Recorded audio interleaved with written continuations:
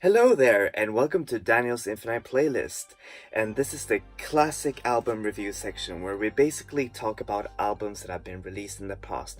And today we're going to talk about actually a really successful album by one of the biggest Danish rock bands of all time. And I'm talking about the album Ghost of a Chance by the Danish rock band Turboweekend. And for those of you who don't know who Turboweekend is, well, Turboweekend, they used to be a band. They're not a band anymore, but they used to be a four-piece band with singer Silas Bjerregaard at the point singing, and they got well known in Denmark. Especially with this album, they got a certified gold certification because of all the album sales. They got a remix from Tiesto for their song Trouble Is.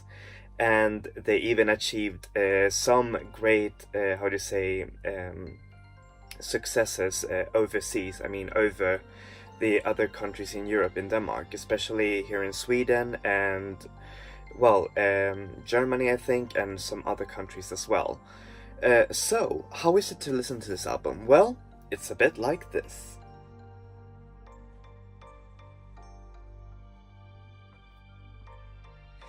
So yeah, I'm going to show you now the CD unboxing. I got the double CD edition, which has some live versions, and here's the album cover. It's very nice. It shows like a wintry landscape and, you know, some cool, I don't know what it is, but I think it kind of reflects, you know, the sound inside it very well. And then you see the inside.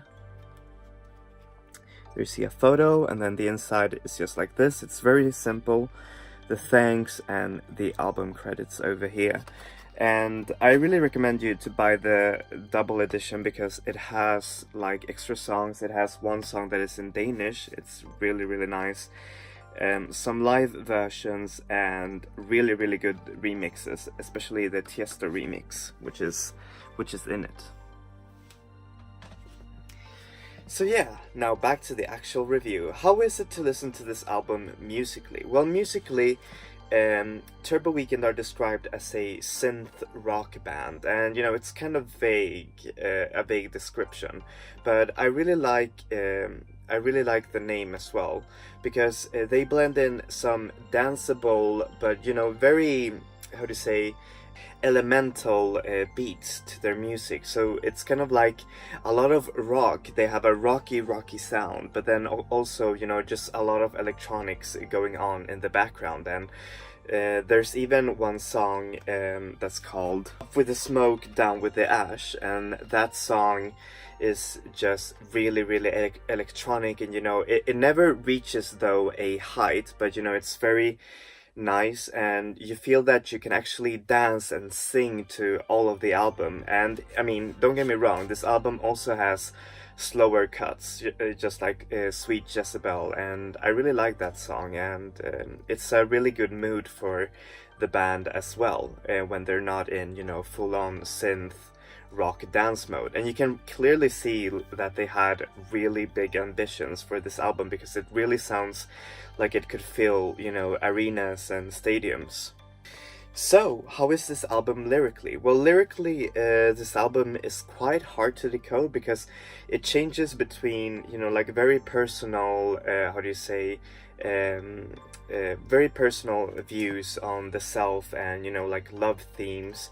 But it also has, you know, like very cryptic visions, sort of dreamlike post-apocalyptic visions, and sometimes it's hard to decode it. But what I feel is that it plays on the duality of the album, that the album may sound very, you know, like bright and, you know, like happy, but you know, it plays with the lyrics that are much more, you know, like darker in theme as well. For example, there's the song that's called Trouble Is, that is just so amazing, and it's about the disillusion of love, of falling out of love. And then there's another song that's called After Hours, that plays on the whole idea of sex. And then there's a song that's called Colors that I think is actually kind of like a protest song. Like there's some political undertones that I'm not quite aware of.